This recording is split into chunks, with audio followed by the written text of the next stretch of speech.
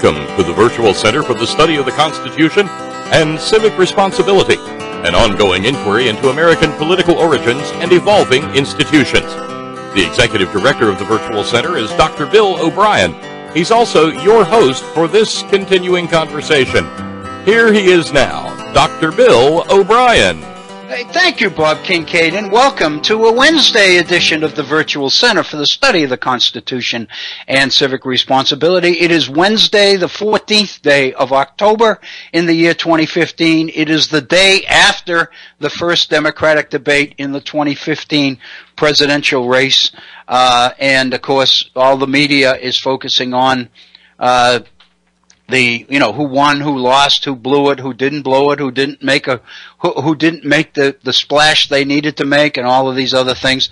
The pundits are going crazy with this, and there's absolutely no question. Bob and I were just chatting before we went on the air that first and foremost, this is obviously entertainment more than anything else, and indeed it was entertaining. And I trust that many of those of you listening did indeed avail yourself of the opportunity to listen to the debate. And I had mentioned yesterday that maybe we could make a comment or two on it, but I read so many comments this morning that I'm kind of burned out by the whole thing at this point.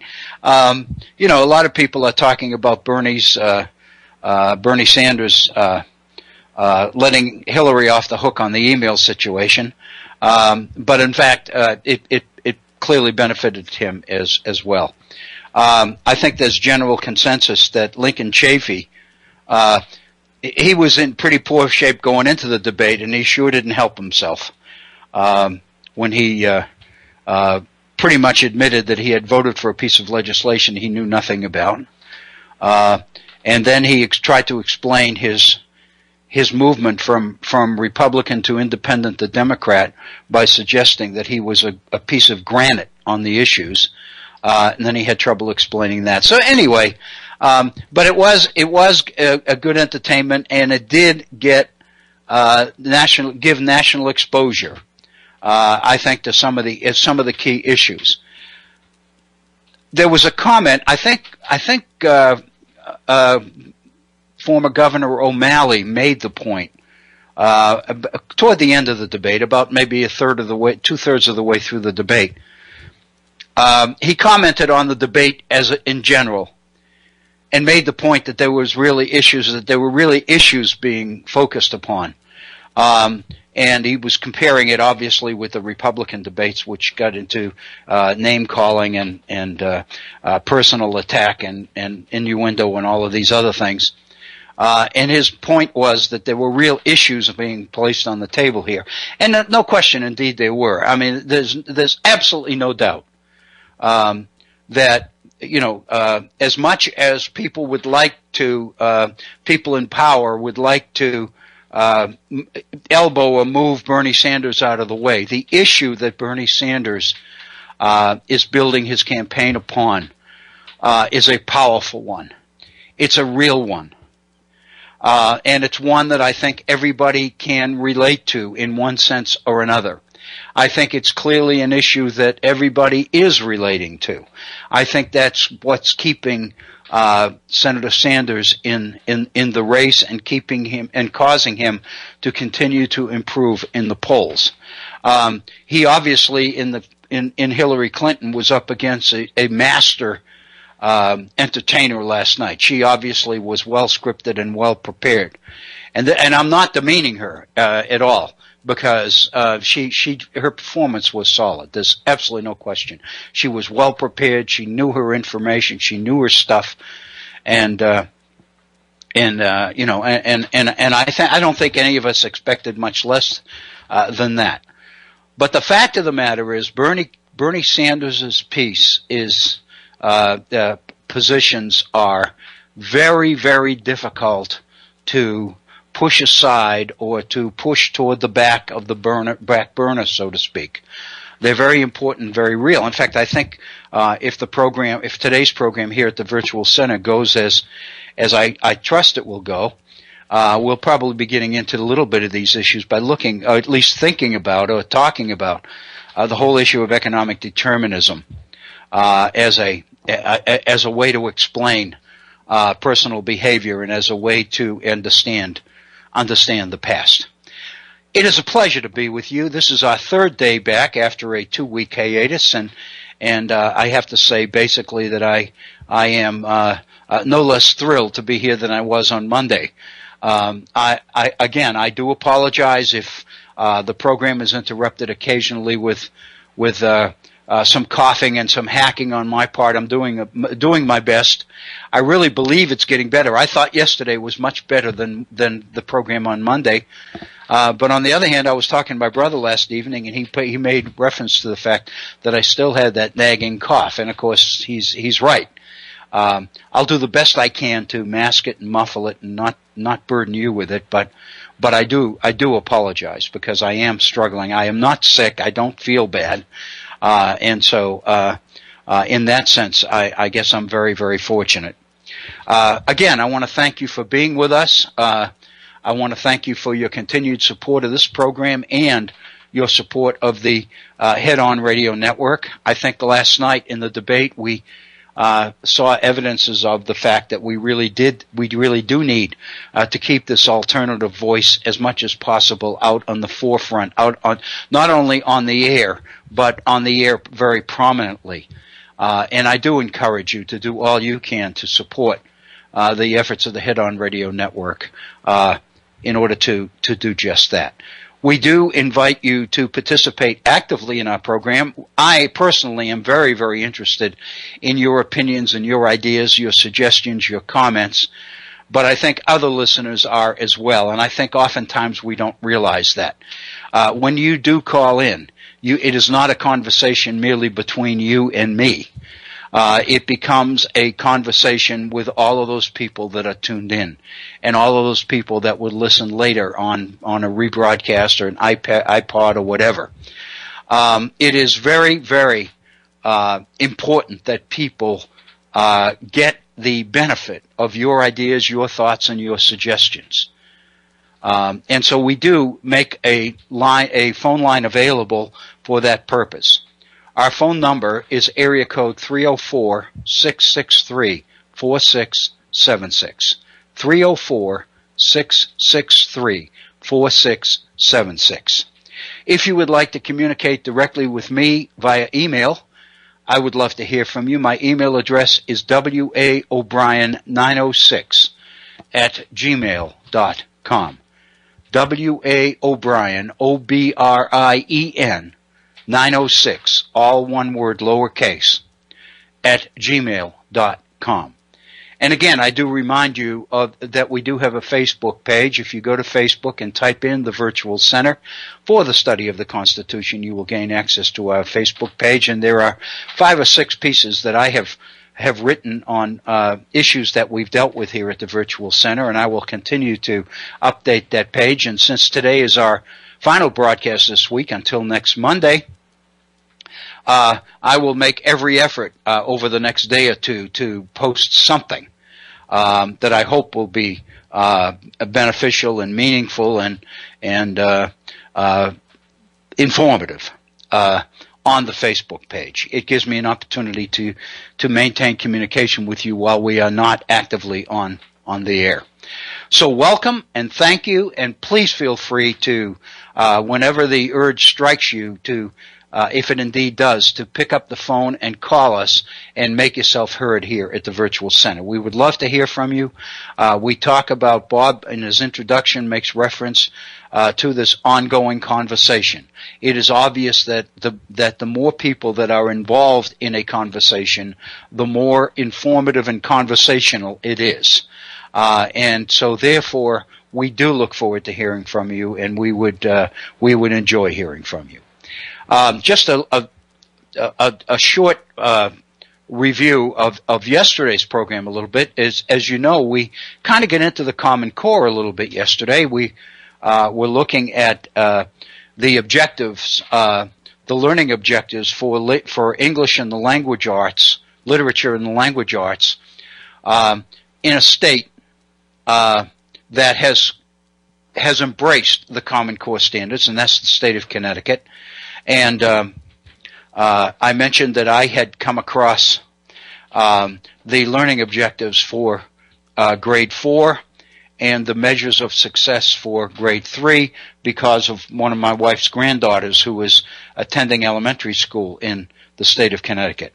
And her mom, my wife's daughter-in-law, had given me a copy of the literature that the schools had sent home to her, explaining the Common Core, explaining how the test results for the previous year, grade 3, had come and what they all mean and the skills they were designed to measure, and then laying out the objectives for the current school year, which in her case is grade 4.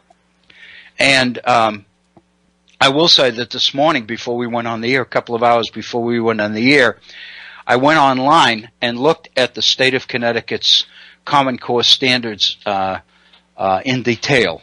I went through and looked at them, and I actually printed off a couple of pages of the learning objectives or the activity measures that the Common Core program is designed to address for advanced grades. I mean, I kind of thought afterwards grade 4 leaves you kind of hanging a little bit. What do these same things look like in grade 9 or grade 10, grade 11, or even grade 12, which would be the senior year in high school? And I printed off a couple of pages from a very, very extensive series of documents that are available online. But they are quite informative, and I thought that in the course of the first part of our program today, I might touch on one or two of these with you. I did want to go back and touch just briefly on some of the issues we looked at yesterday related to this. And as you recall, we were looking at the outcome measures for grade 3, and there were 10 of them. And we went through all 10, and then I made comments on several of them. At the end of the program yesterday, before I got into the debate last evening, I sat down and I basically put down those 10 outcome measures, and beside each, I made a comment as a way to elaborate or to explain each one. And after I finished, to be honest with you, I'm thinking that it might be a good idea, especially here in West Virginia, in a state where there's so much political opposition to the Common Core, that it might be a good idea to put together something for publication that would bring to people's awareness and consciousness the idea of the kinds of things that are happening in other states. And I think in that sense, the 4th grade is a particularly valuable grade to look at. I mean, most people look right at the junior and senior level because it's at that point that students make the decision to go on to college or to go into the workplace or pursue a career or whatever. But if you go back to grade 4 with so much of public education left in their future, it seems to me particularly pertinent to focus on one of these lower grades. So in that sense, I kind of thought maybe something that would point to 4 or 5 of these particular objectives might be very beneficial for the general public here in a state where opposition to the Common Core is so adamant and so pronounced. But anyway, after I finished these comments yesterday, I thought to myself, well, this might be a good way to just open the program today with a quick review, making a comment or two. So with that, if you weren't with us yesterday, then this will give you a brief overview of what we covered for the better part of, I would say, probably 75-80% of yesterday's program focused principally on these particular issues. These are the 3rd grade learning outcomes in English and language skills in the Connecticut Common Core program that I wanted to share with you. And there are 10 of them, and I'll try to go through rather quickly. Number 1, Reading a story closely and carefully to find main ideas and supporting details. That's what the first learning outcome says. Reading a story closely and carefully to find main ideas and supporting details. The comment that I added, the commentary that I provided, is the following. Being able to extract content from the story to demonstrate why the ideas identified are main ideas. It's one thing to read a story carefully and closely in order to find the main ideas. But the key issue there are the supporting details. In other words, the evidence that you bring forth that makes the case that the ideas you identify are indeed main ideas. And depending on interpretation, different people are going to see different main ideas. Obviously, there's probably an overall theme that everybody would agree upon. But in terms of the major message or the main ideas of the particular piece, the particular text, whether it's literature, whether it's a poem, whether it's a textbook chapter, or whatever, it would seem to me that people could differ. And if they do differ, this particular outcome measure requires that they are able to pull out evidence to support their choices as main ideas. The second one, comparing important points and details in two texts on the same topic. We spent quite a bit of time on this yesterday. Comparing important points and details in two texts.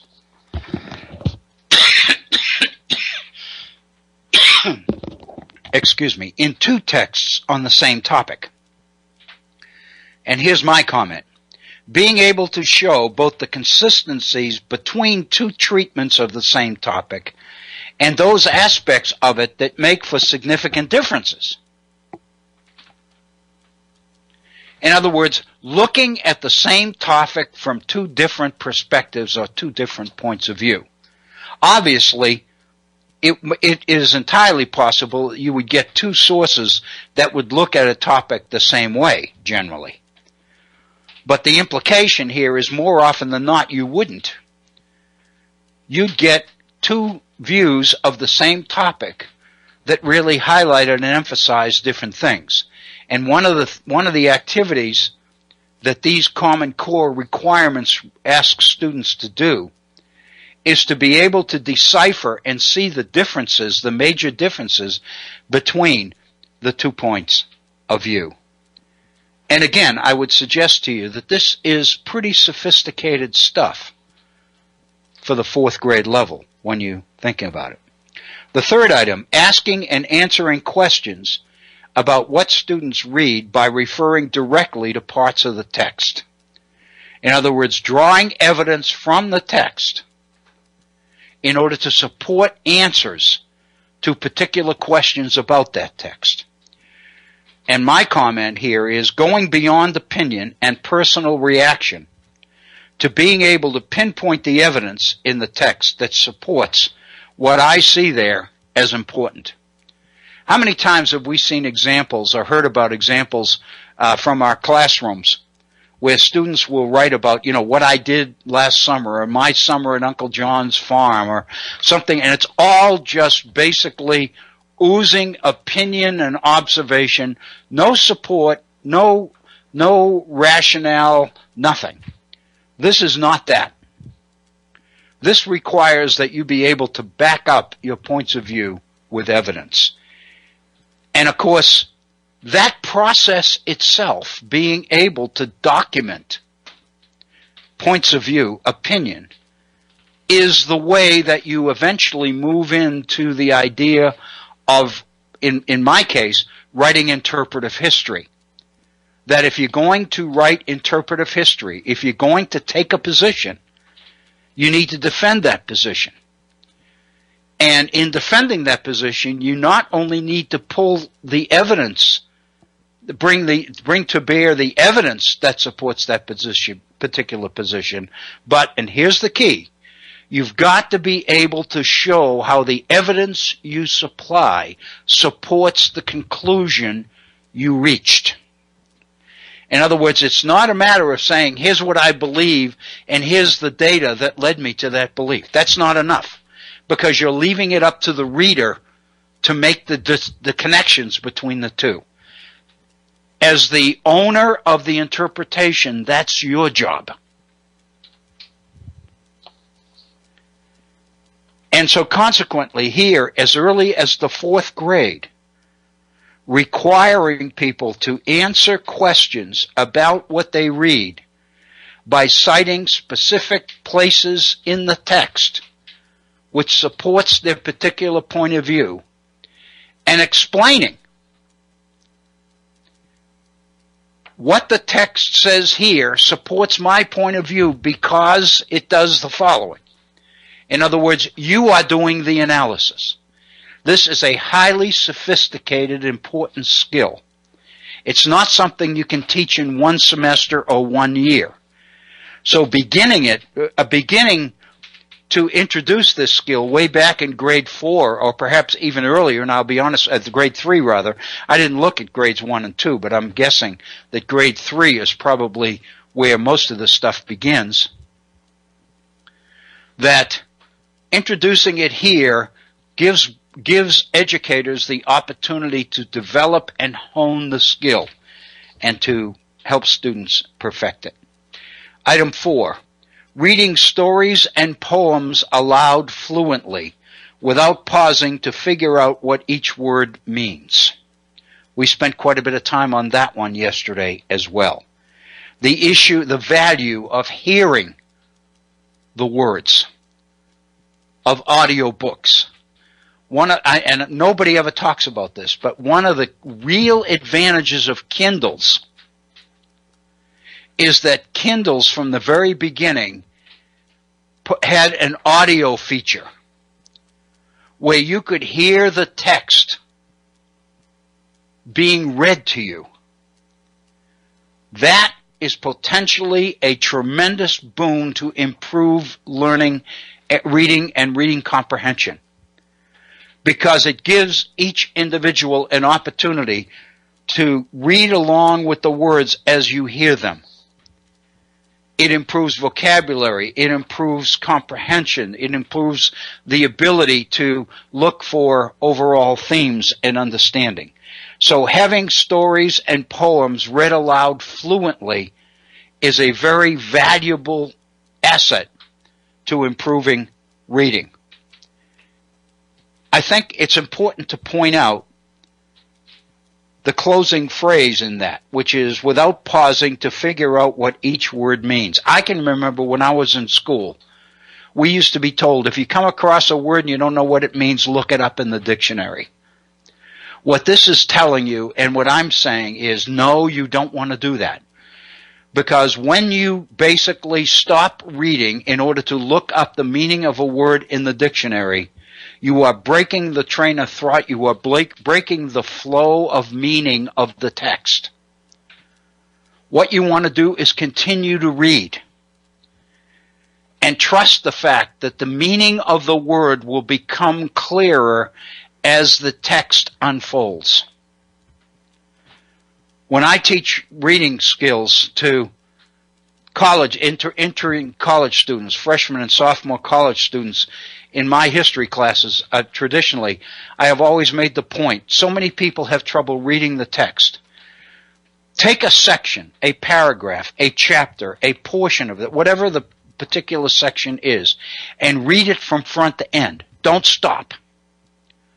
Don't say, I've lost my train of thought. I can't remember what I'm reading about. I don't know where I'm going. I don't know what this means. Keep going and finish it. If you do that, then when you go back and reread it, it will be more familiar to you. You will be able to understand it better. The worst thing you can do is keep stopping and going back to the beginning and going over the same thing over and over again. So the two comments that I've made in response to this particular item are the following. Number one, recognition here that meaning, sometimes hard to decipher on the written page, can become much clearer and more understandable when we hear the words read aloud. And number two, Recognition also that meaning emerges from the full text, read fluently from context, and not from dissected pieces of it, isolated words and phrases, sounding out consonants and verbs and nouns and verbs and all the rest of it. You don't want to do that. That ultimately what it does is it takes away from the overall meaning of the text. The next one, planning, revising, and editing writing using resources and supports from peers and teachers. The value and the importance of editing what you write, in other words, rewriting it to improve it. And of course, there's nothing like the word processor, the computer, to make that task manageable. It used to be you'd have to retype the whole thing. But revision and editing has become so much easier now with word processing. So the comment that I made, recognition that the first draft of any piece of writing is just that, the first draft. And that rewrites and editing to improve quality are expected. Everything that you put your name on, you should be proud of. And that almost requires that you proofread it, that you give it to somebody else to proofread for you, and that you take the comments that are made and do your very best to address them as you edit. Writing stories with dialogue and description of characters, actions, thoughts, and feelings. The comment I made, literacy and meaning are enhanced by inclusion of materials in addition to the facts themselves. A lot of students, and this is the result of what we do in our classrooms, a lot of students believe that all writing involves is putting down information, facts, fact after fact after fact. The fact of the matter is the way you present information, the way you explain it, the way you elaborate on it, the way you connect one point to the next point. The more you can do that, the more meaningful what you're writing becomes. The more meaningful it is to other people who would read it. Conducting short research projects that build knowledge about various topics. This one and the next one both relate to research skills. The comment that I made is knowledge that is the product of student effort and research is more meaningful than that received in lectures and textbooks, in large part because it was collected in pursuit of answers to questions that students themselves ask.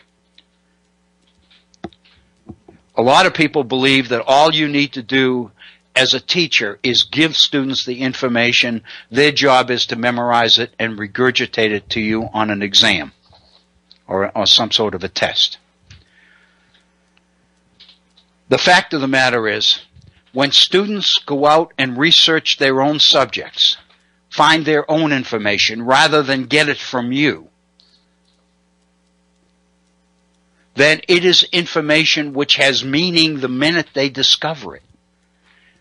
In other words, when they come across a particular piece of data, or they come across evidence, it is significant to them because it relates to the questions that they are after, the problem that they have, or the information that they are after. So by definition, it's meaningful. If you give them all the information, then it's just meaningless data that has no connection, no relationship to them. So the more the information that students collect is the product of their own efforts to answer their own questions about particular topics, the more substantial and the more substantive the learning experience. And the next item relates to the issue of research also.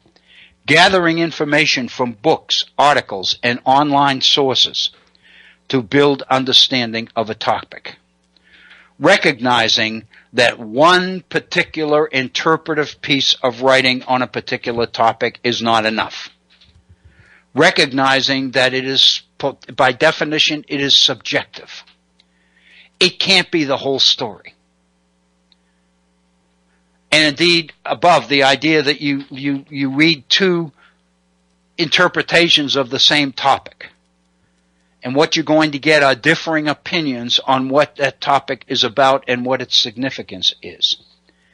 As you collect information, it's important to do that. Research skills acquired in this way by gathering information, your own information from books, articles, and online sources, demand decision-making on the quality of the information collected, and produce meaningful results to topical questions. And finally, participating in discussions by listening, asking questions, sharing ideas, and building on the ideas of others. This one I didn't comment on yesterday. This one I'd like to take a moment and comment on today. Participating in discussions by listening, asking questions, sharing ideas, and building on the ideas of others. What is the significance of this item? The way I explain it is the following. This item recognizes that meaningful learning does not, it cannot happen in isolation.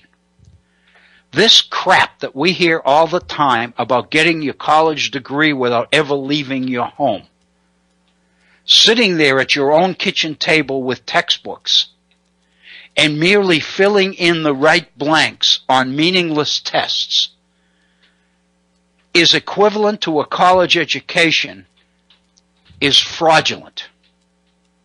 It can't happen. One of the examples, so far the only person that I've ever heard use this example to make this case is myself, and I don't know why. But one of the things that I came across years ago was an integration Supreme Court case related to law school in Oklahoma. Can't remember the name of the case right now.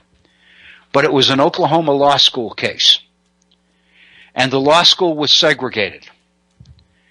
And a law student who was African American was required to sit off all by himself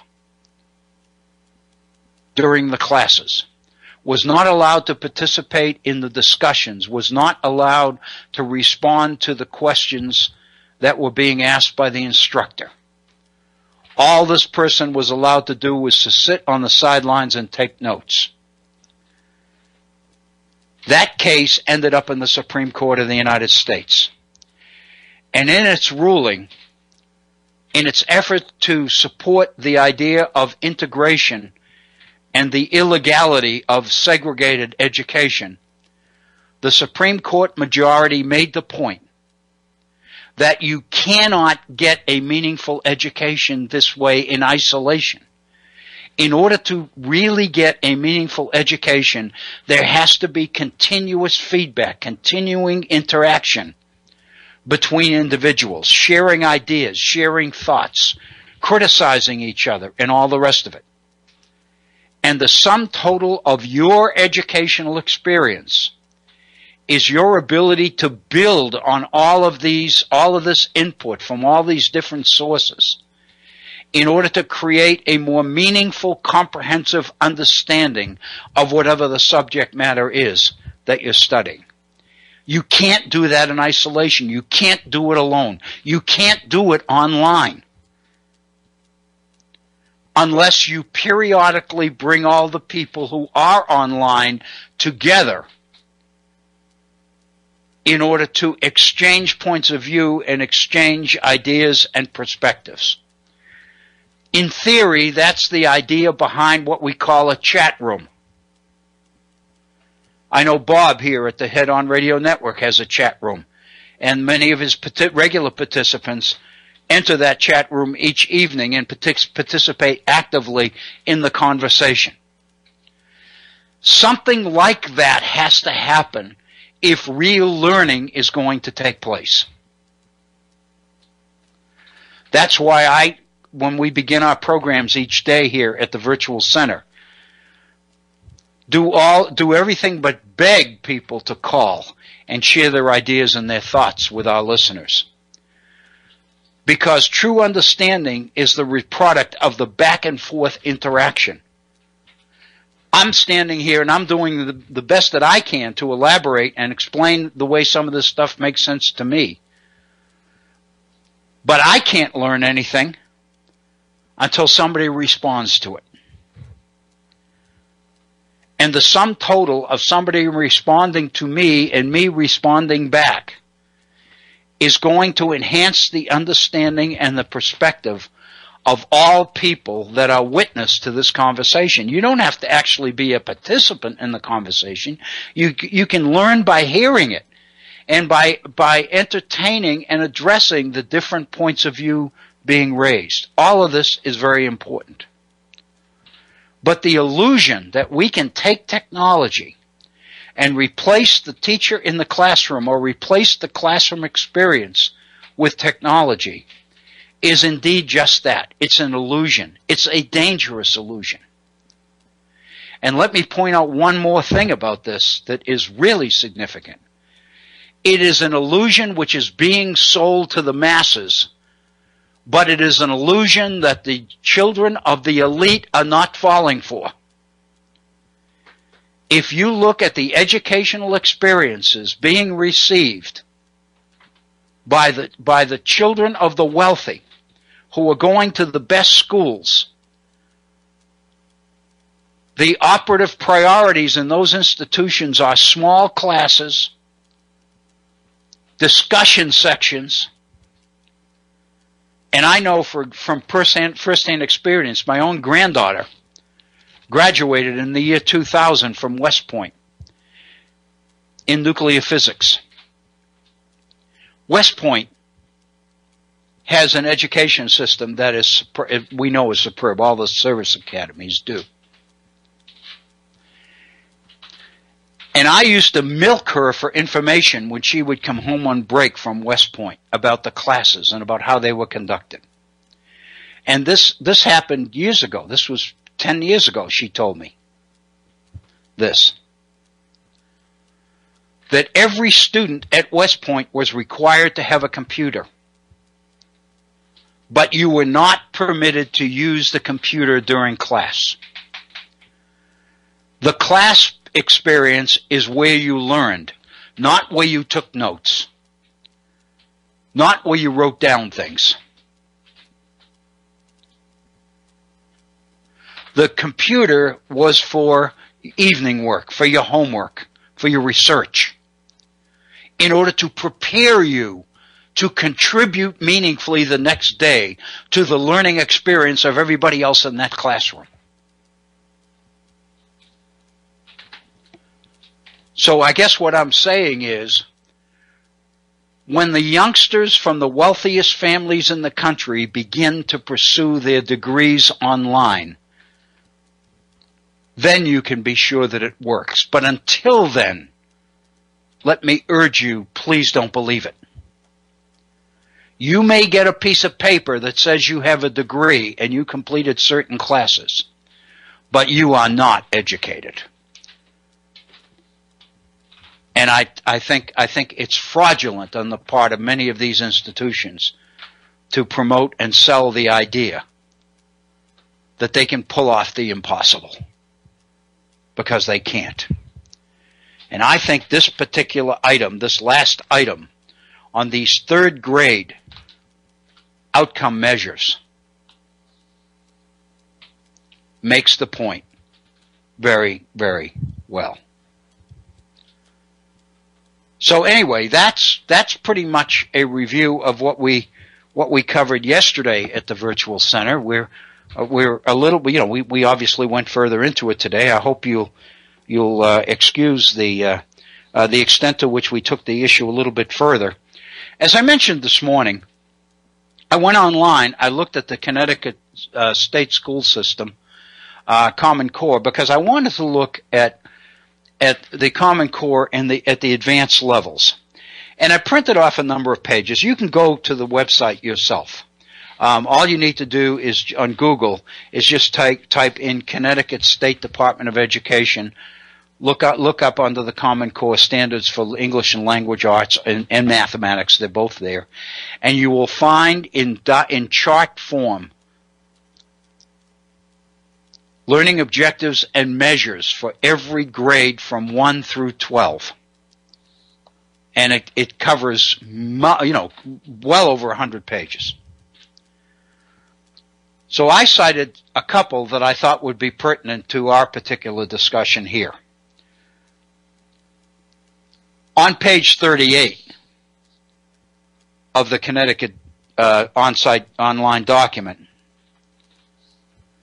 we have listed the reading standards for literature grades 6 through 12.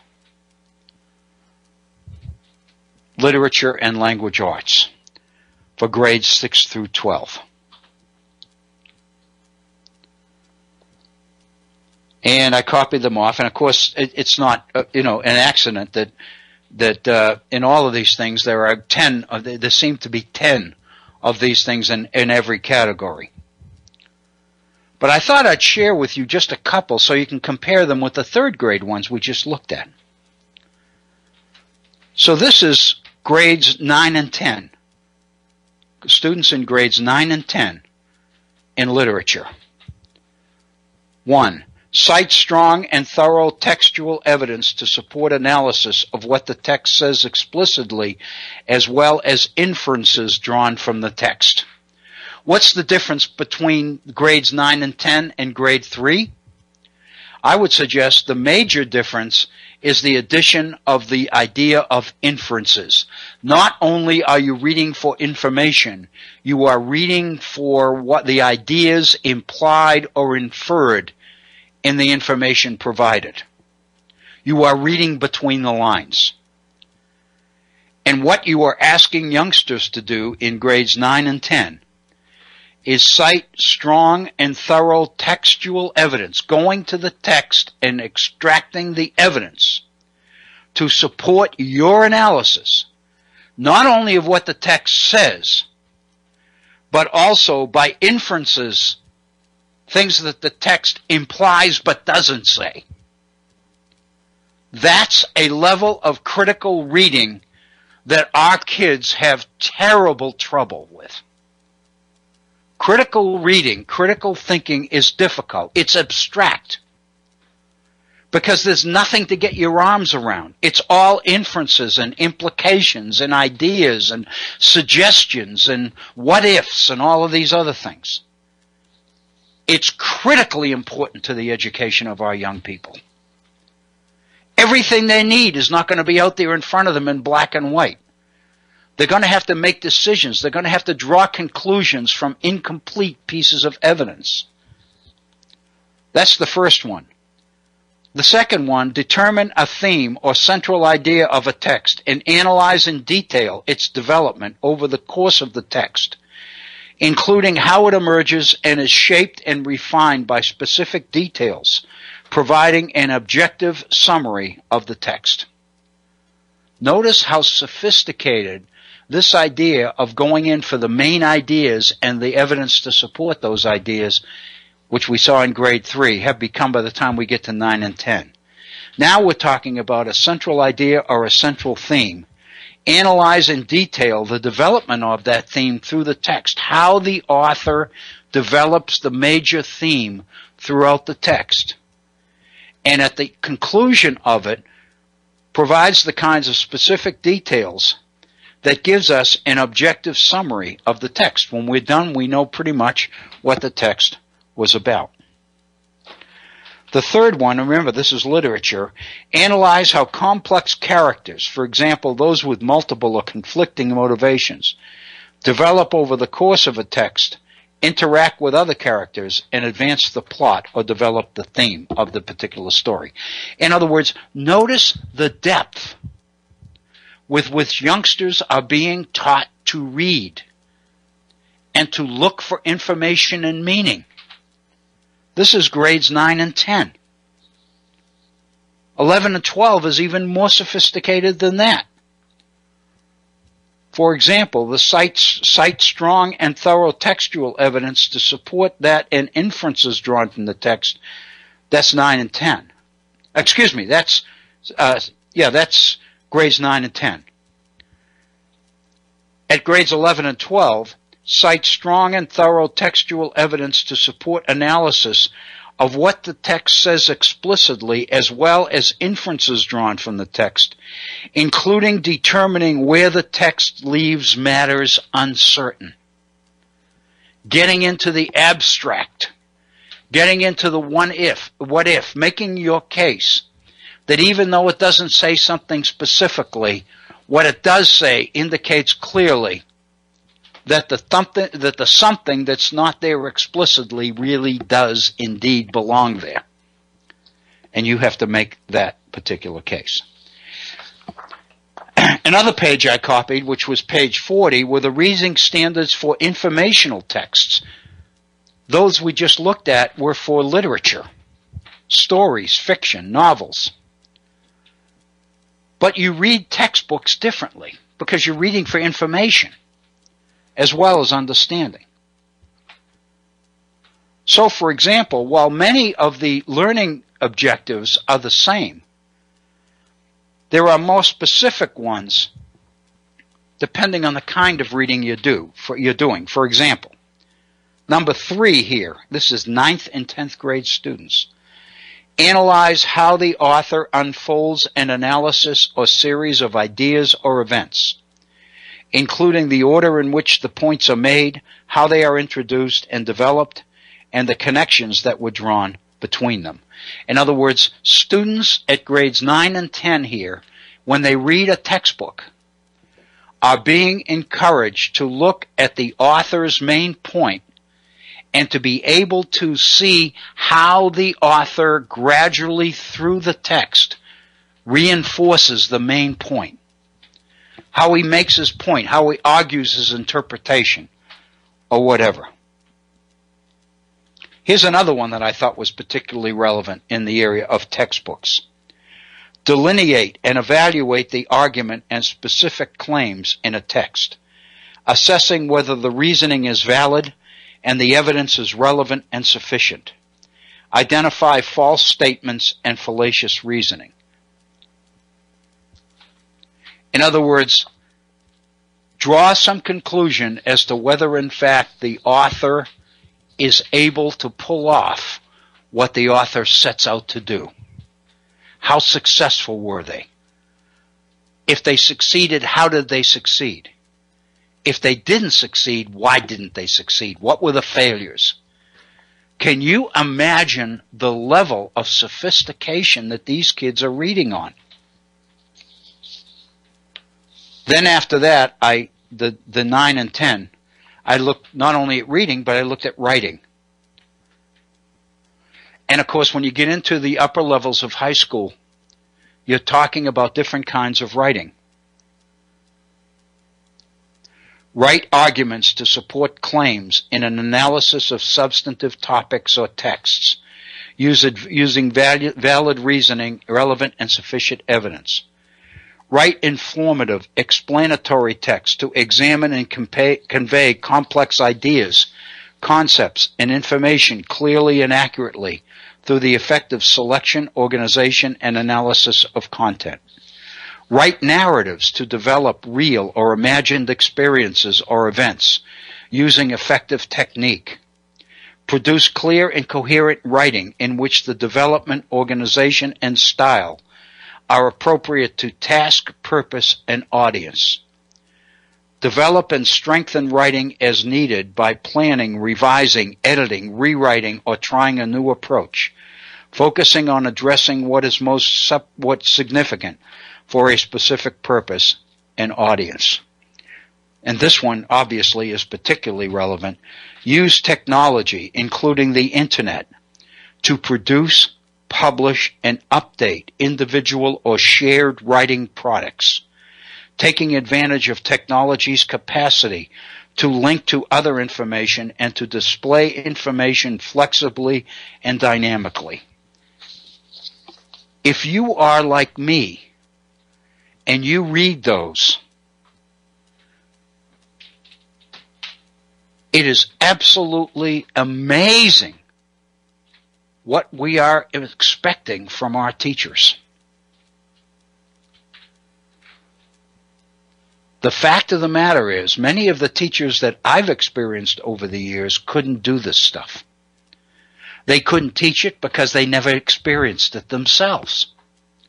They've never been in a learning situation where these kinds of things happened. That's how far we've got to go. That's why we need something like the Common Core. I don't care what you call it. If you want to call it something else and say you invented it, that's fine. But this is what we need. And we are way behind.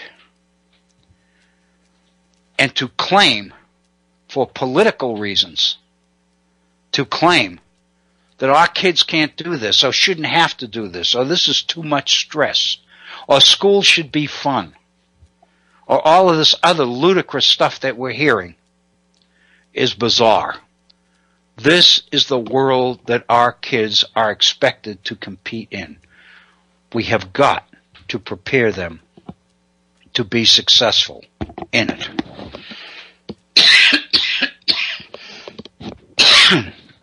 We have reached 10 minutes before the first hour. We've got about 10 minutes left before we pause and take our 10-minute break. I really don't want to go into too much more detail on this because it's overkill. There's so much detail and so much information here that it's overwhelming.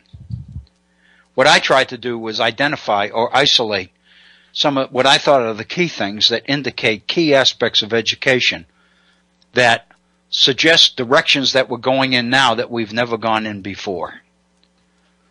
The implication that you can do this kind of stuff by yourself at home by reading a textbook is bizarre. You can't do it. And to fool yourself or to con yourself into believing that you have done it because you passed meaningless low-bar tests that test nothing but a recall of information, I would suggest to you, is not an adequate replacement for substantive education. These are the kinds of workshops, these are the kinds of sessions that our teachers need to be attending. These are some of the reasons why we need to bring greater respect and attention to what our teachers are being asked to do. These are some of the reasons why we've got to begin to put some of our brightest people in our classroom and to pay them appropriately. More importantly, these are some of the reasons why we have got to get it through to our youngsters that the game is over, that this is work. All the other things, the football team and the cheerleading and the clubs and all of the other social events are important and fine. But serious learning has to happen in our classrooms.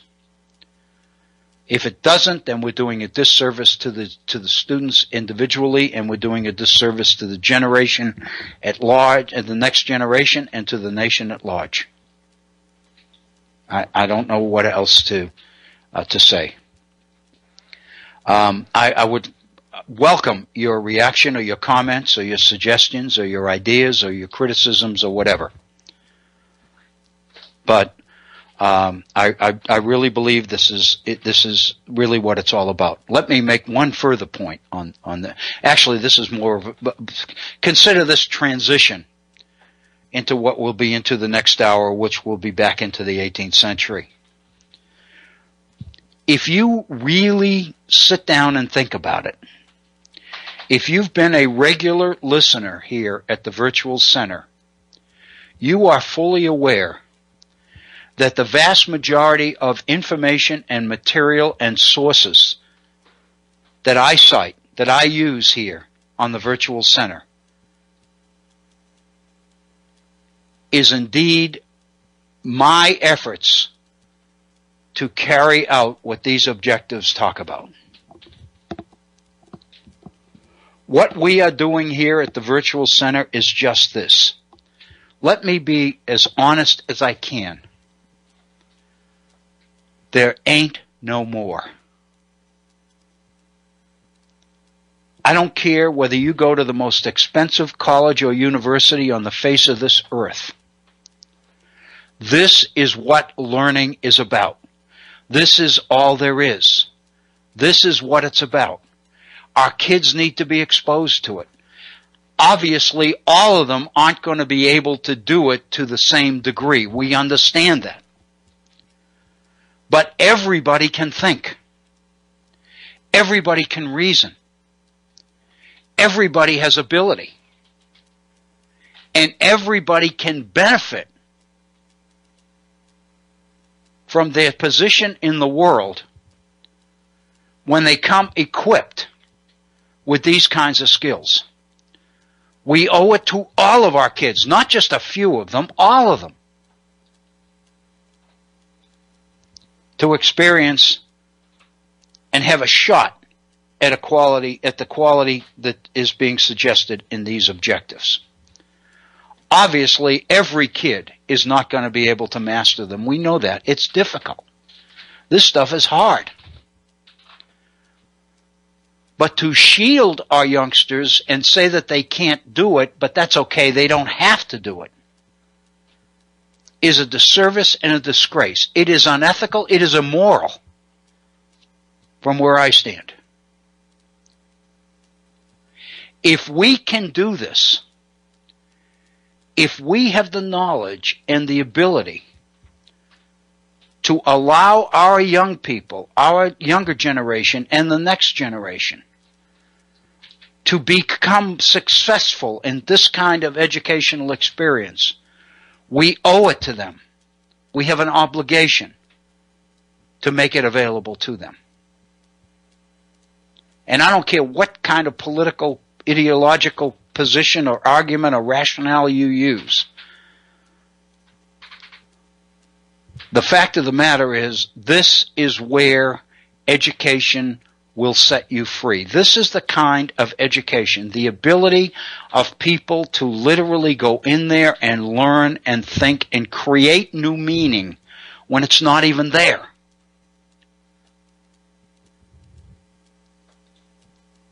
This is the kind of education that is necessary for civic education in our republic. This is the kind of education that is necessary to witness a debate like we watched last evening. For some people who watched that debate, it was merely sitting there waiting for gotcha moments.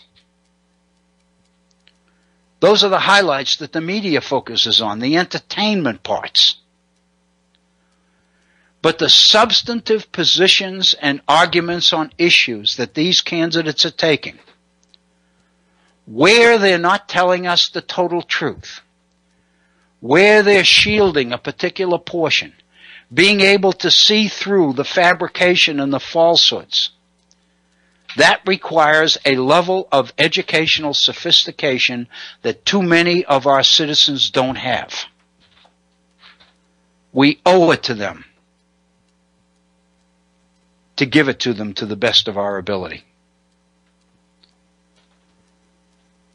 And I just think anything less than that is a disservice to our young people and a disservice to the nation.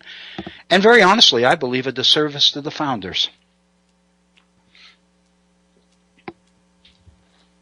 Let me go back and be very specific as we bring this first hour to a close. How many times have we been looking at James Madison's Federalist Number 10? In fact, we'll be back into that again in our next hour. How many times have we looked at Federalist Number 10 and talked about the level of sophistication that it's written on and how most people couldn't read it and couldn't understand it? Our job is to equip our young people to be able to read it and understand it. Not to accept the fact that they can't, but equip them so they can. That's our job, that's our challenge, that's what freedom is about, that's what opportunity is about, that's what access to opportunity in this society is all about. And to be very honest with you, it seems to me it's well beyond time that we get about doing it. We have reached the top of our first hour. It's 59 minutes after the hour. We're going to pause and take a 5-minute break and give me a chance to kind of go in there and freshen up my coffee. And I am kind of pleased about this first hour in the sense that, with a few exceptions, I didn't have too many coughing fits to it. So maybe this is actually getting better. I hope so. I invite you to stay with us. I want to thank you for tuning into the Virtual Center today. I invite you to stay with us. We're going to take a short 5-minute break, and then we'll be right back, and we'll have some music in the interim that I know you'll enjoy. Thank you very much, and please stay with us. We'll be right back. Here again, Dr. Bill O'Brien. Thank you, Bob Kincaid. I was enjoying that music. I really did enjoy it. That was very, very upbeat. Great for Wednesday afternoon, fall day. I looked outside. My wife is bringing in plants and flowers, the things that'll survive the winter in our basement. And so I guess the winter is really coming. I guess fall's really here, huh? Welcome to our program, to the Virtual Center for the Study of the Constitution and Civic Responsibility on this Wednesday. If you are just joining us, I want to welcome you to the program. If you are have been with us through the first hour, I want to thank you for staying with us. The topic will be somewhat different than it was in the first hour. But for those that are just tuning in, we were talking mainly about Common Core standards in the first hour. In this period, in this hour, we're going to be looking specifically back at the 18th century, and more specifically, we're going to be looking at the issue of economic determinism, Charles Beard and the Constitution of the United States, and the image of James Madison and some of the other architects, creators of the Declaration of the Constitution, that have flowed logically from this particular interpretation of Charles Beard. We do encourage your active participation in the program, not only by listening, but if you'd like to call or share your thoughts or your ideas with us, we would all love to hear from you. Our phone number is area code 304-663-4676. 304-663-4676. My email address, if you'd like to communicate with me via email, my email address, waobrien906@gmail.com. That's waobrien, O-B-R-I-E-N, 906, all lowercase, one word, at gmail.com. And again, I do remind you that we have a Facebook page dedicated to the Virtual Center. And if you go to Facebook and type in the Virtual Center for the Study of the Constitution, you will indeed gain access to our Facebook page. And I look forward to your comments and your suggestions or whatever you might add to the quality of that particular page. I sure would appreciate it.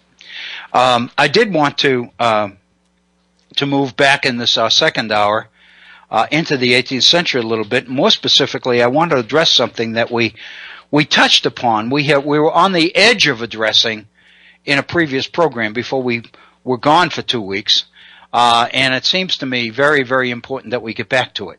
Yesterday, if you'll recall, in the portion of our program in which we were dealing with Jefferson and Jefferson's Declaration of Independence, more specifically,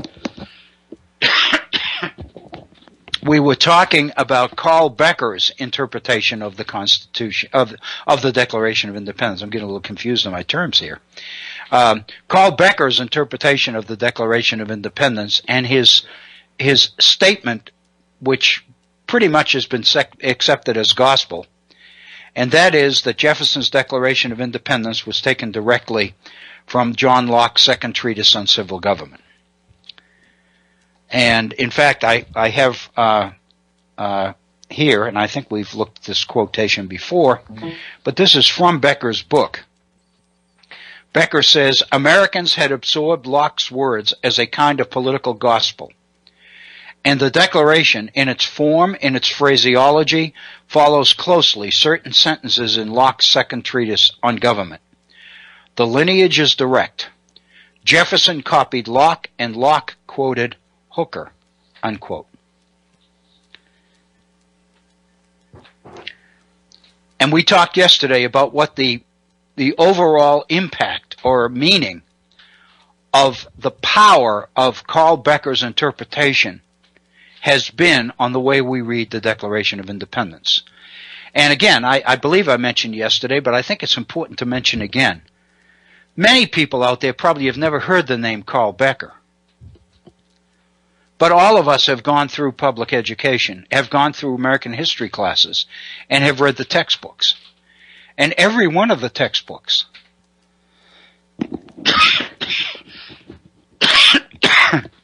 every one of the textbooks is based on the fact that the Declaration of Independence is taken directly from the philosophy of John Locke as articulated in his second treatise on civil government. So in a sense, all of that is directly attributable to Carl Becker's Declaration of Independence, which was published in 1922. And in that, of course, Becker makes the point that the Declaration of Independence was meant to articulate for society at large, for the Republic, the circumstances and conditions which produced the social compact and caused man to leave the state of nature.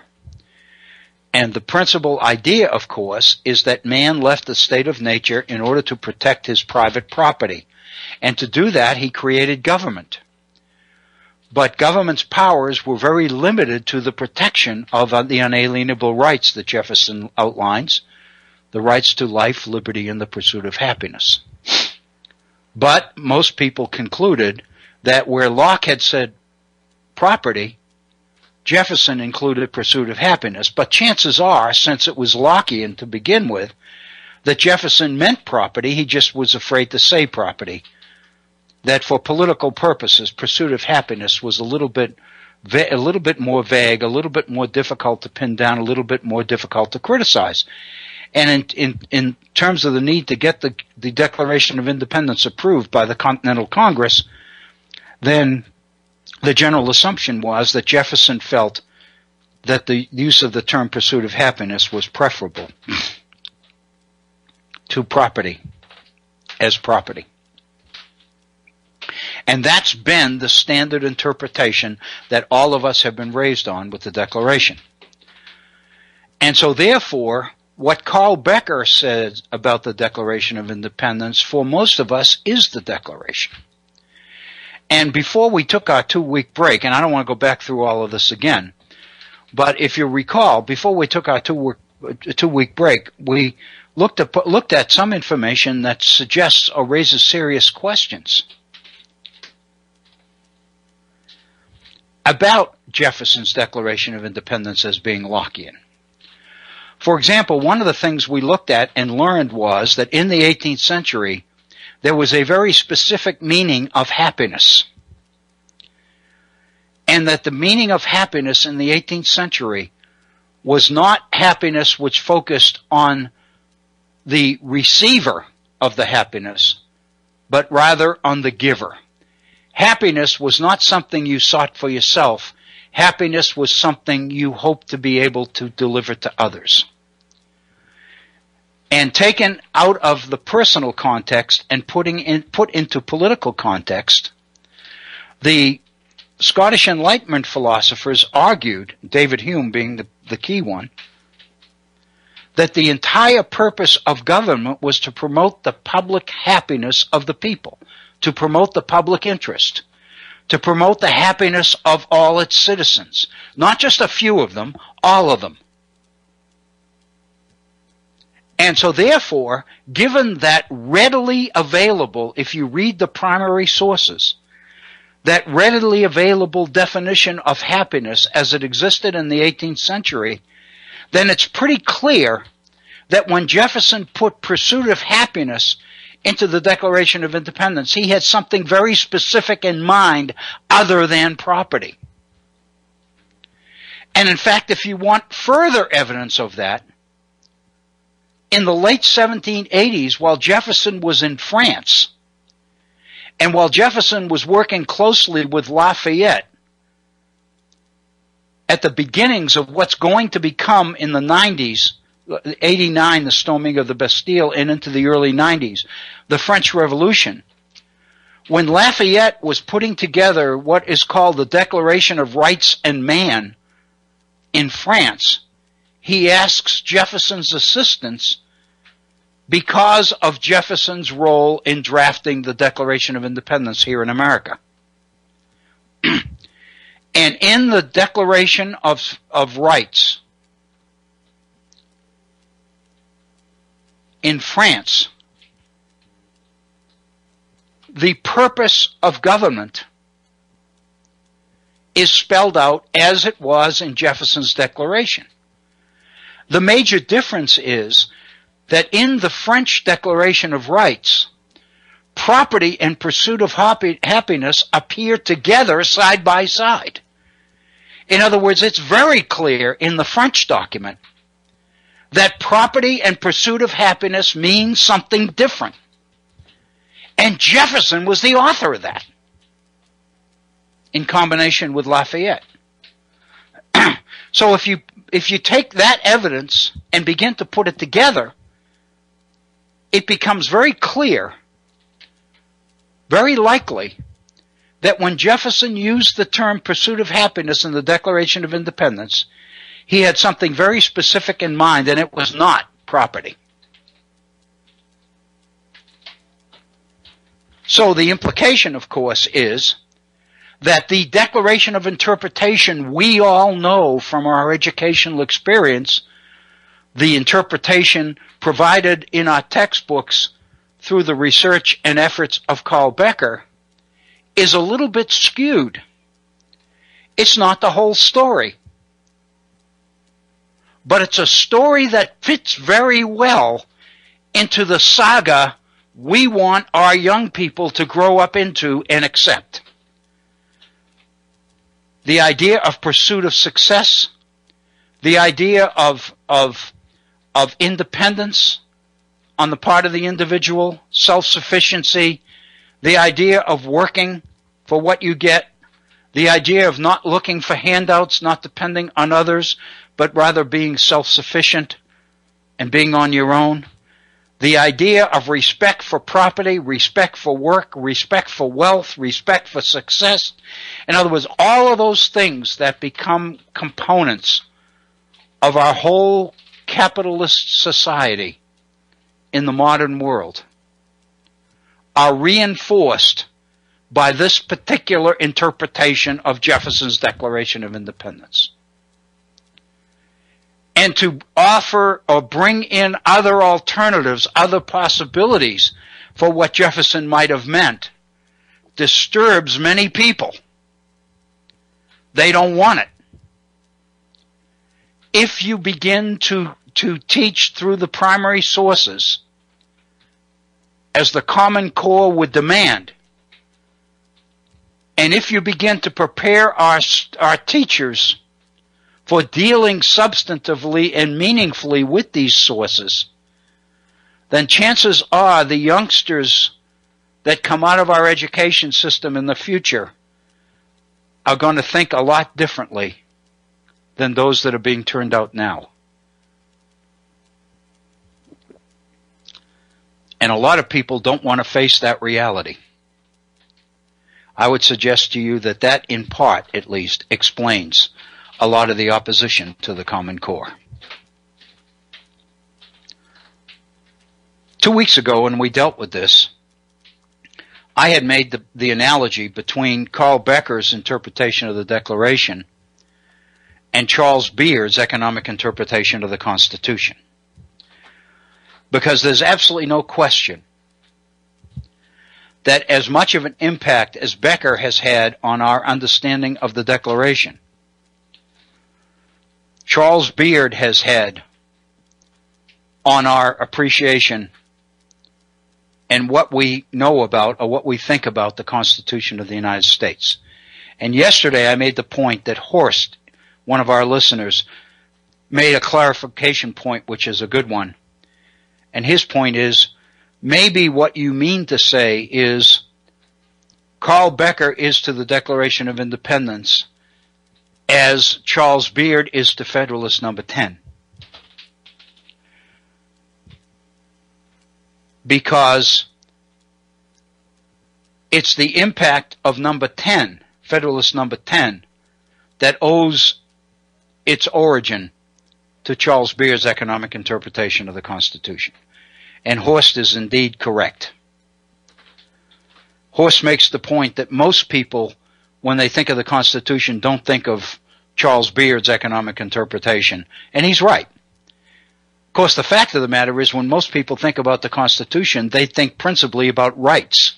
In the debate last night, you saw that most of the mention, whenever the Constitution came up, it was related specifically to the Second Amendment.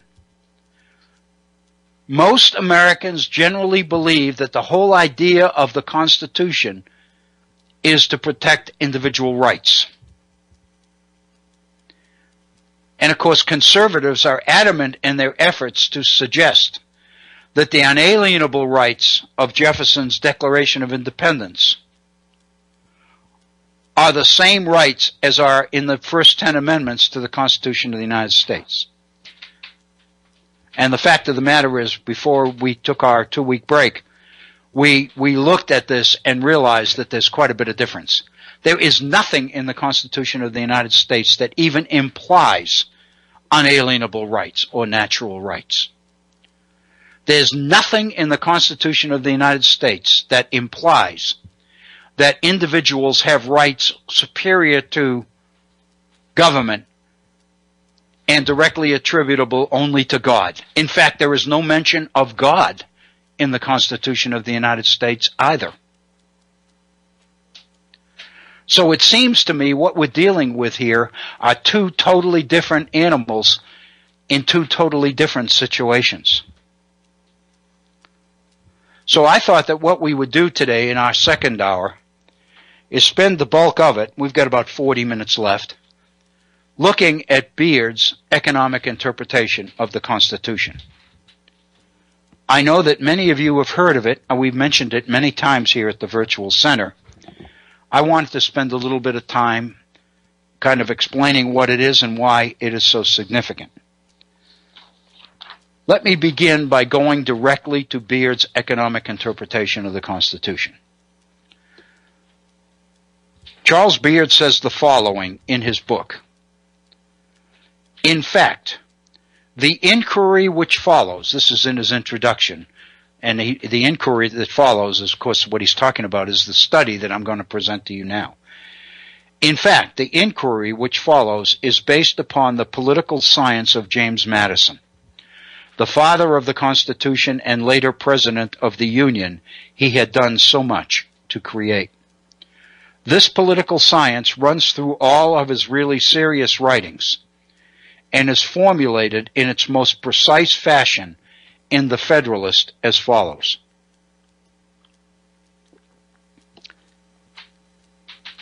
And then Beard begins to quote extensively from Federalist number 10.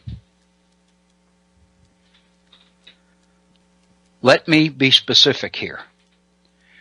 What Beard is implying here is that Federalist number 10 is indeed what the Federalist Papers are all about.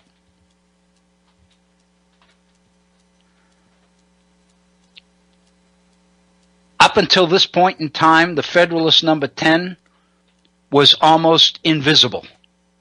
Few people read it, even fewer could understand it. Most people went to the Federalist Papers that seemed to answer and address the issues and concerns that were most prominent at the time.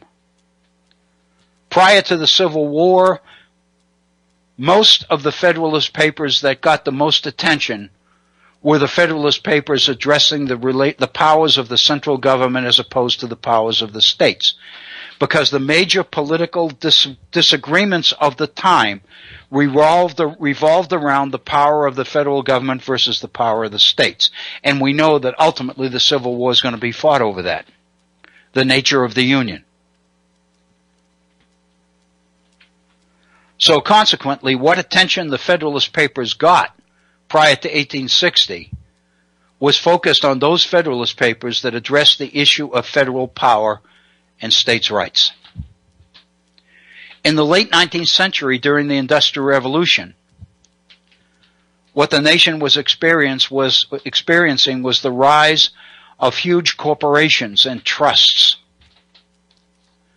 and the power of corporations to dictate to government and dictate the lifestyles of so many of our citizens.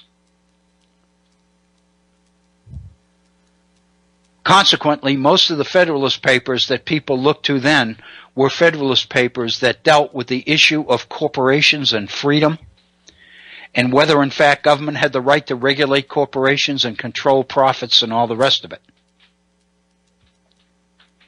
And most of the most prominent Supreme Court cases in the late 19th century addressed some of the progressive challenges to the laissez-faire power of big money in America.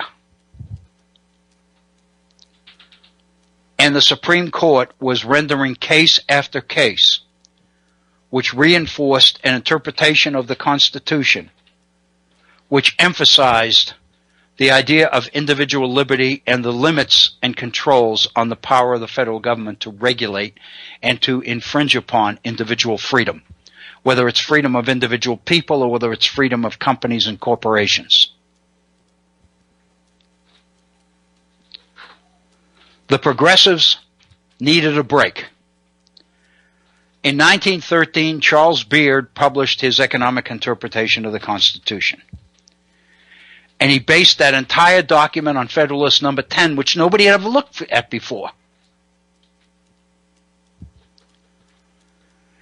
And Beard's position was that in Federalist Number 10, James Madison laid out a theory of economic determinism on which the Constitution was based that explained everything that people needed to know about the power of big money and corporations in this country. If you watched the debate last night with Bernie Sanders especially, you heard Bernie Sanders articulating the 2015 version of the progressive argument at the beginning of the 20th century. The fact that 0.1% of the American population is controlling as much power and wealth in this country as the other 90%, and that most of the profits from the renewal that has come about since the recession of 07-08, most of the benefits and profits and wealth is going to the few, to the 1%. And what we've got to do is do something about it. One of the most powerful lines that Bernie Sanders uttered last night during the debate was the statement that Congress doesn't regulate corporations, corporations regulate Congress. This is the same position, the same mentality, the same perspective that progressives had at the turn of the century, trying to find ways to counter a Supreme Court and counter an interpretation of the Constitution which rendered them impotent against the power of big money and corporate power in America. And in laying out in Federalist Number 10, Madison's theory of the Constitution as suggested there in Federalist Number 10, Charles Beard reveals an economic interpretation of the Constitution which few people had ever experienced or even come across before. And it seemed to explain an awful lot. And it became a renewal document for progressives. Progressives embraced it. Historians jumped all over it. A whole school of historians picked up on Beard's finding and began to reinvestigate, to do research on the period of the founding as never before. But this time they were focusing on where Beard told them to focus, on the economic issues. Issues which up to this point in time had largely been overlooked or ignored.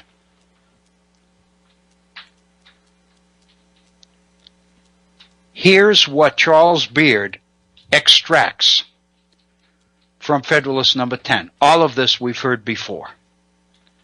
This is James Madison in Federalist number 10. The diversities in the faculties of men, from which the rights of property originate, is not less an insuperable obstacle to a uniformity of interests. The protection of these faculties is the first object of government. From the protection of different and unequal faculties of acquiring property, the possession of different degrees and kinds of property immediately results. And from the influence of these on the sentiments and views of the respective proprietors ensues a division of society into different interests and parties. The most common and durable source of factions has been the various and unequal distribution of property.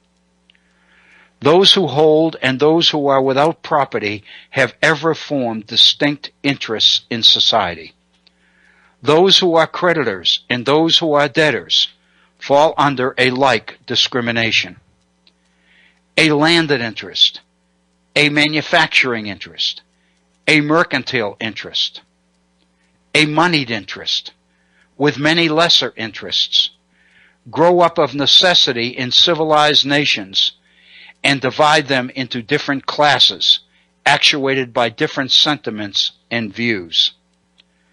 The regulation of these various and interfering interests forms the principal task of modern legislation and involves the spirit and party of faction in the necessary and ordinary operations of the government. Unquote. Those are a series of excerpts taken directly from Madison's Federalist number 10. When Beard puts all of this together in written form and publishes it for the nation, it takes the nation by storm, because it seems to explain everything that's going on around them that nobody could explain before. What Madison is saying here is that the real driving force behind the Constitution of the United States was economics. It was the propertied, the manufacturers, the shippers, the bankers, the investors, the large planters. Those whose ox was being gored under the Articles of Confederation, which were too democratic and made it too possible for ordinary people to gain power over government. What Beard is saying is those people got together and were able to pull off the Constitution of the United States. It was intended to undo the Articles of Confederation, because to do that would benefit the private interests of those most responsible for drawing up the Constitution. And of course, as the father of the Constitution, that's Madison.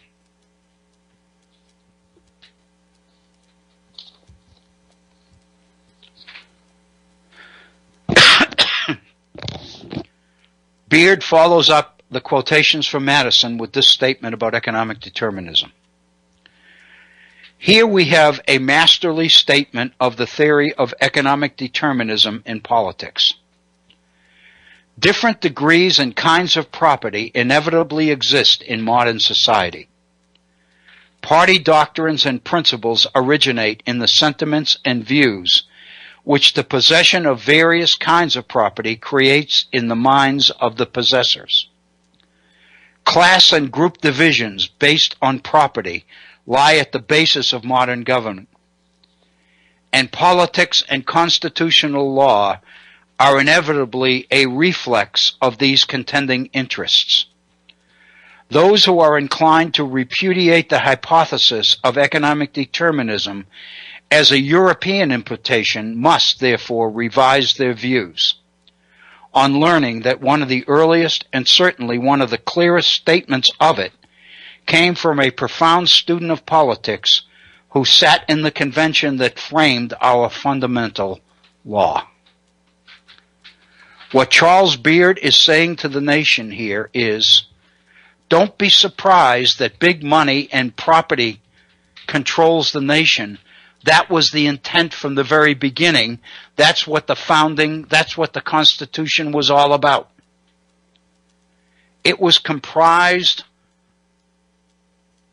of specific economic interests.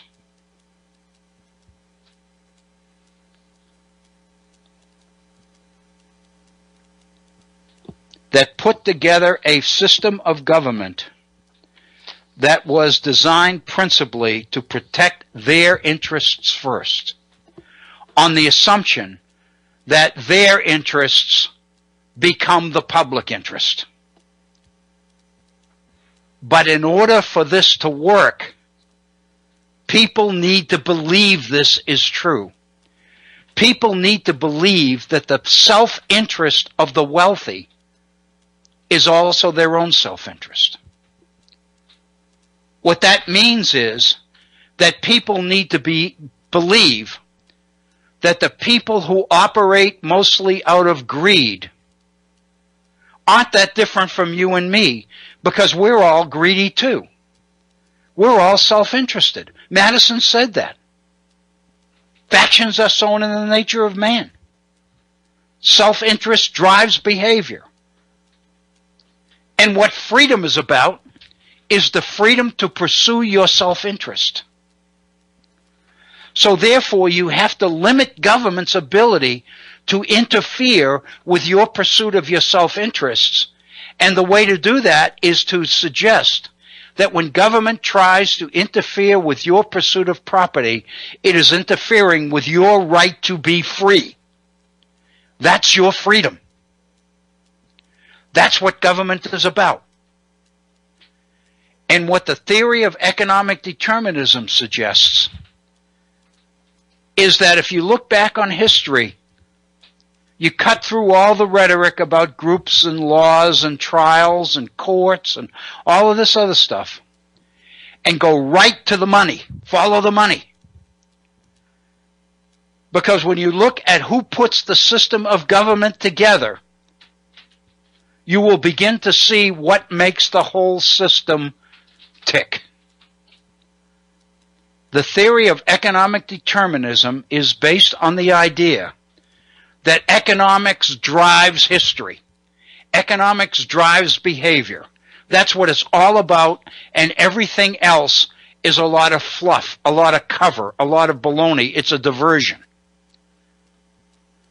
And so basically what Charles Beard is saying to the American people is go right to the source.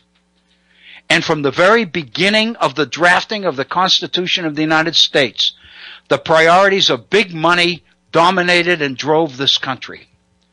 That's what the progressives believed. That's what they thought was happening in the late 19th and early 20th century. That's what they thought was exploiting the working people of this country and making it impossible. And their only solution, the progressives' major solution, was to use government and bring government back into the equation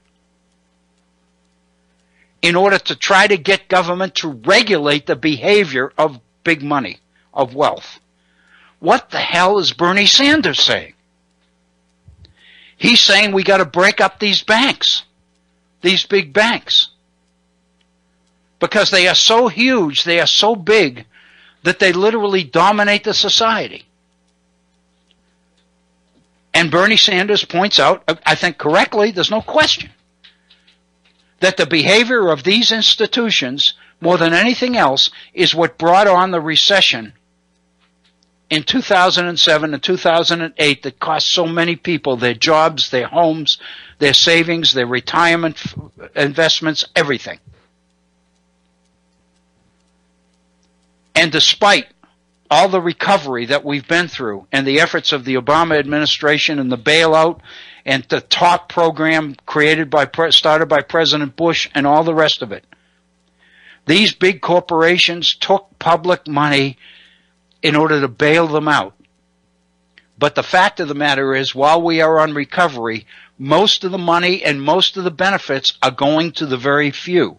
These companies, these banks are bigger than they were before the recession. Nothing happened to them. Nobody ever went to jail.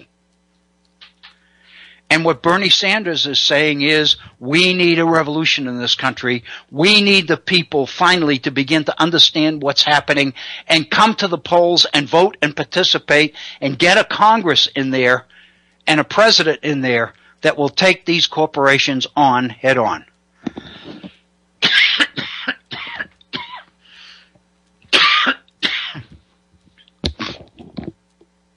I don't think it's necessary for me to try to explain the impact of Charles Beard. All we need to do is look at the impacts of Bernie Sanders on this current presidential campaign. Look at the crowds that Bernie Sanders is attracting. Listen to the message that he is using to bring young people into the political fold as never before. He's bringing new people into the system. And he's pointing out the reality that in order for change to happen, people that didn't participate in the past have to participate now. It's when people don't go to the polls and don't vote that those in power are able to stay in power and manipulate the system to benefit themselves.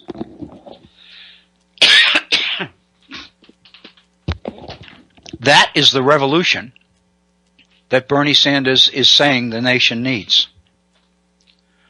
That is the revolution that our history tells us became the progressive movement in America. This is the background that produced FDR's New Deal. Basically, the argument was if we don't do something to correct this and to change it, when more and more goes into the hands of fewer and fewer, and there's less and less available for more and more of the rest of us, then this nation is going to face an incredibly destructive revolution. So if we're going to preserve the system, if we're going to self-correct capitalism, to quote Hillary Clinton last night, capitalism periodically has to go through a series of self-corrections. And her point last night is, we don't need the revolution that Bernie Sanders is talking about. We need the self-correction that FDR gave us in the 1930s with the New Deal. And that's the position, the more moderate position that she's running on. She's not disagreeing with what Bernie Sanders says. She's disagreeing with the conclusions that Bernie Sanders' position leads one to. Once Charles Beard publishes his economic interpretation, the nation experiences an incredible sense of cynicism. Because what Beard has done is taken the most sacred, presumably the most sanctified activity on the part of our founders, namely the drafting of the Constitution, and reduced it to a process of greed and negotiation and manipulation and self-interest. And many people become disenchanted. And many people begin to say, hell, if James Madison and Alexander Hamilton and all of our heroes in the textbook did this, then there's no hope. Nobody behaves ethically or morally anymore. And this tremendous element of cynicism takes hold in America in the 20th century, in the early 20th century. Many historians follow up on Charles Beard's research. They begin to go into details, specific details, looking at the private letters and papers of some of the major founders. Gouverneur Morris, Benjamin Franklin, Madison, Hamilton, Jay, and the others. And they begin to pull out quotations. For example, in 1776, at the Continental Convention, John Jay made the statement that the people who own this country must run it. when you find that quotation from John Jay, who's one of the authors of the Federalist Papers, who's the first Chief Justice of the Supreme Court, you've got to say to yourself, hell, Beard was right. Everything we're finding reinforces what Beard said. The result is that a whole school of progressive history emerges from Beard's economic interpretation of the Constitution. And we get the most detailed analysis into the founding, the collection of papers and private letters and speeches and personal journals and the rest of it of some of our leaders. And for, the study of the founding and the study of the origins of this nation become popular topics in the 20th century. When I went to graduate school after I graduated from college in the 1960s, I went to study with Merrill Jensen, who's straight out of this school. He was considered to be one of the more noted progressive historians in American history at the time. One of the most prominent. During the bicentennial in 1976, Merrill Jensen was invited to address the Congress of the United States as part of the celebration of the nation's bicentennial. So more and more, Beard had the same kind of impact on the way people looked at government under the Constitution as Carl Becker had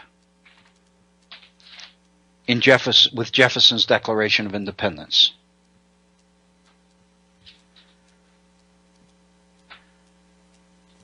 Consequently, what historians were finding, what research revealed, is exactly what Beard told them was going to be there. In other words, Beard's economic interpretation set the tone for the research that followed. It told everybody where to go and what to look for, and lo and behold, it was there. So why worry about anything else? Why consider any other alternatives than these? And people begin gradually to accept the realities of the Beard interpretation. No politician is honest. You can't trust any of them. They're all out for all they can get. All they're interested in is self-interest. The reason they run for Congress is to serve a few terms, make the right connections, and then they get jobs as lobbyists on Wall Street. In other words, everything that we see happening was predictable based on what Beard laid out in his economic interpretation. But in the process, it reinforces this sense of cynicism. It challenges idealism and optimism in looking at the past. What we find is that the James Madison we know, the Alexander Hamilton we know, is the James Madison and the Alexander Hamilton that Charles Beard told us is the only Madison and Hamilton that we needed to know, that we need to know. You don't have to worry about the political theory and all the esoteric abstract ideas about freedom and republicanism and all of this other garbage. Many people are beginning to say, hell, Beard gave us the ticket. Just go right in and look at who's got the money and who's getting the most out of it, and that's what makes the system tick. Many of us believe that. Many youngsters believe that. It ends up in the textbooks that way to a certain degree. And so, and now I'm getting into some specific quotations from the period, when we look at James Madison in Federalist Number 10, and of course this one we've been all over here in the virtual center, complaints are everywhere heard from our most considerate and virtuous citizens, equally the friends of public and private faith and of public and personal liberty, that our governments are too unstable, that the public good is disregarded in the conflicts of rival parties, and that measures are too often decided not according to the rules of justice and the rights of the minor party, but by the superior force of an interested and overbearing majority, Madison said in Federalist Number 10. In Federalist Number 51, he said, if men were angels, no government would be necessary, for government itself is the greatest of all reflections on human nature, unquote. What James Madison is telling us in those documents is that human nature is exactly what Charles Beard told us it was. Charles Beard told us that self-interest in human nature is what drove the founders into drafting a constitution that primarily benefited their own interests first.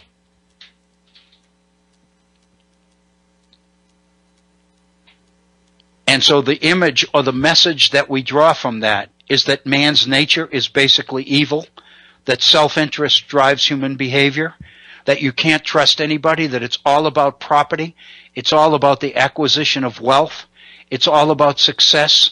You don't question it, you don't regulate it, you don't limit, you don't criticize it, you celebrate it.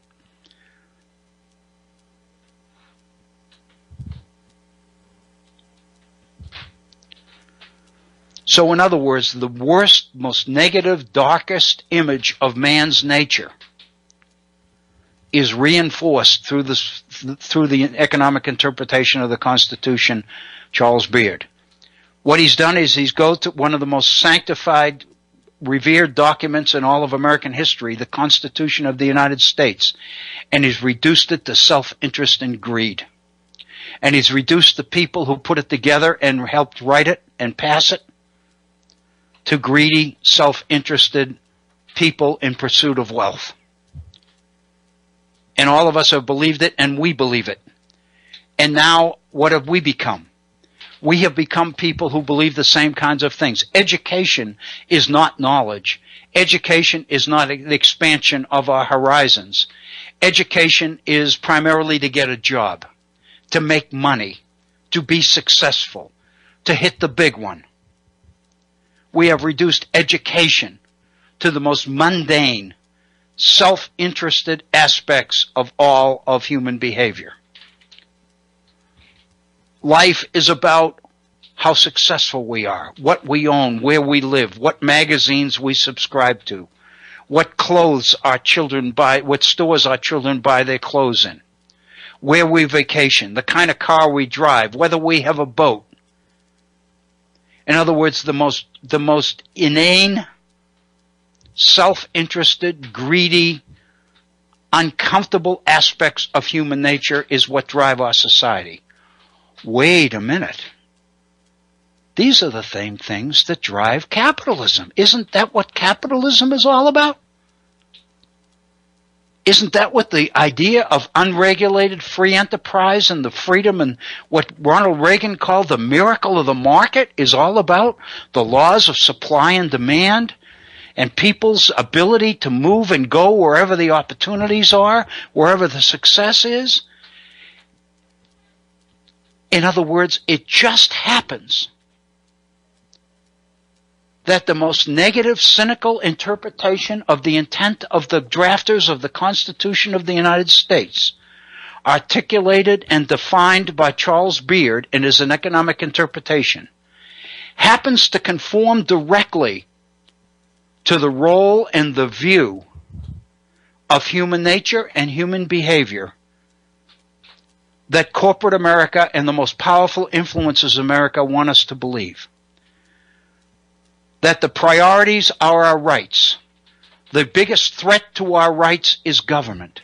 We have to limit government. We have to reduce it. We have to starve it. We have to take away its ability to function. Because the more we take away the ability of government to function, the more freedom people have. Freedom to do what? Freedom to pursue their own self-interest. Freedom to be successful. Freedom to get an education, but an education directed towards a lucrative career.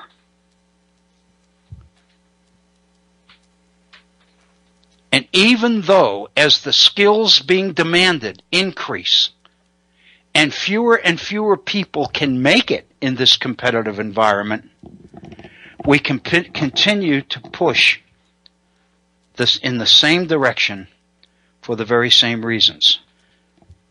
But lo and behold, we found here at the Virtual Center in some of our research, we find that there's another James Madison that we never hear about. Oh yeah, he said that about factions and human nature and all the rest of it. Yeah. Madison says in Federalist number 55, there is a degree of depravity in man which requires a certain degree of circumspection and distrust. Yeah. So also, he says, there are other qualities in human nature which justify a certain portion of esteem and confidence. Republican government presupposes the existence of these qualities in a higher degree than any other form of government. Were the pictures which have been drawn by the political jealousy of some among us faithful likenesses of the human character, the inference would be that there is not sufficient virtue among man for self-government, and that nothing less than the chains of despotism can restrain them from destroying and devouring one another. Unquote. What Madison is saying in 1787, 1788, is that there are people and interests in society who have a vested interest in convincing the people at large that man's nature is evil and self-interested, because when we believe that, we leave them free to pursue what they're doing without any accountability. But Madison didn't say that self-interest was all there was. Madison said there are other qualities in human nature which are very encouraging. And it's these qualities that Republican government depends upon. These are the ones we need to develop. These are the ones we need to promote. These are the ones we need to celebrate. These are the ones we need to put at the table as priorities. This is the public interest.